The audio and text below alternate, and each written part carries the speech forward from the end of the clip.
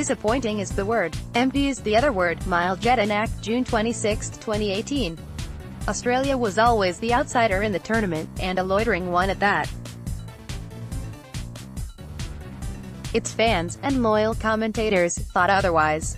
In Kazan, the journalists gave the impression that the so-called Socceroos were Lotharios to be admired, wonders to be embraced. A story went around that Australia had become some substitute Netherlands side, a touch far-fetched though enticingly sentimental. In Sochi, such sentimentality became hackneyed and wooden. Australia needed to beat another unfancied side, Peru, and hope for a good French performance against the other group member Denmark, to have a chance to scrape into the last 16. The exercise was ultimately an academic one. France failed to score against Denmark, as did Denmark against France. Peru and Australia would be leaving the tournament. When it came to the group matches, there were chances, means, and hopes garlanded with prospect. The Danes were struck by the fortitude of the Socceroos, both sides squaring the ledger after 90 minutes. Such is the nature of football and its arithmetically perverted odds. It distorts to a charming degree and affords comfort in the most unlikely of cases. Reality is all too clear. The Socceroos have been flat. Be it in execution, delivery and generation, the team has been operating in discordant assembly, its barbs either hidden or totally absent. The gloriously bearded captain Jedenak may well have scored from his 2 penalty shots, but finding a goal from open play has been less likely than a koala sighting in Kazan. Much of the commentary around the match against Peru was based on the suspended meaningless of a moment. Peru scored with their one and only shot of the half, chirped a dissatisfied former Australian goalkeeper, Mark Schwarzer. Context and qualifier follows. Socceroos have looked the more threatening and dangerous going forward. I think we are unlucky to be behind. Luck remains the emptiest of alibis in football, but it is appealing as a refuge of last resort. The old tricks of the disgruntled show find their place. The performers who did well in a village-styled pedestrianism but came up without the result, the injustice of the fine-tuned shot, how dare they, that penetrated and punctured all, and the sense of god-awful luck, or its lack, if you are an Australian soccer tragedian.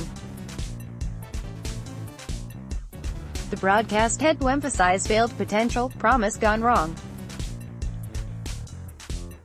Another smattering from the Optus Sport Twitter feed, of which there were many. Tom Rogic was almost unstoppable, until Pedro Gallisco in the way.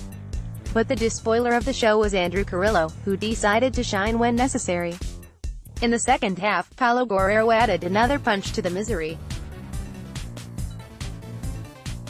As the gradual unraveling of a team was taking place, the side punditry was warming up. Would Tim Cahill play? Was he warming up? This is the soppy nature of World Cup feeling, and Australians were feeling it in abundance.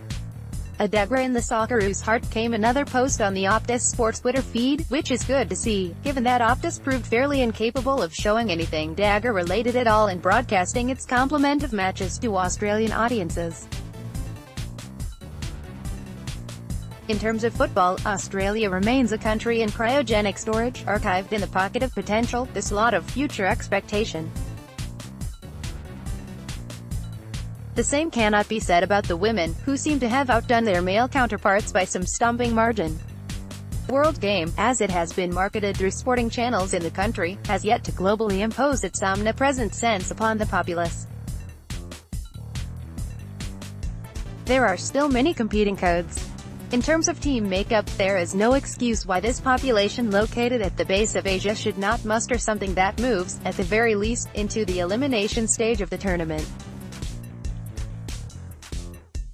Players such as the green but delightfully promising Daniel Arzani were kept back as delicate porcelain samples.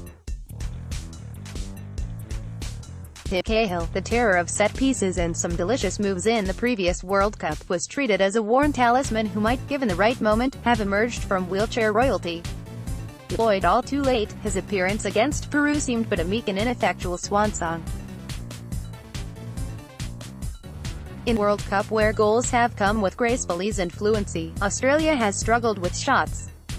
Build-ups did come, mounted with some grit and fortitude. There were even times in the drawn match against Denmark that suggested something of a blooding, a growing in confidence.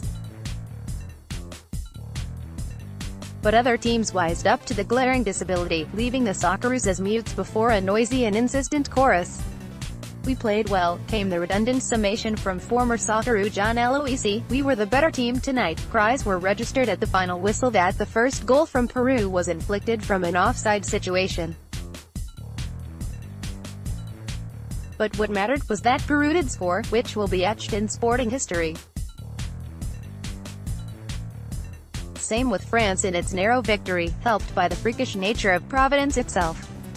In the context of tournament matches, that is all that matters.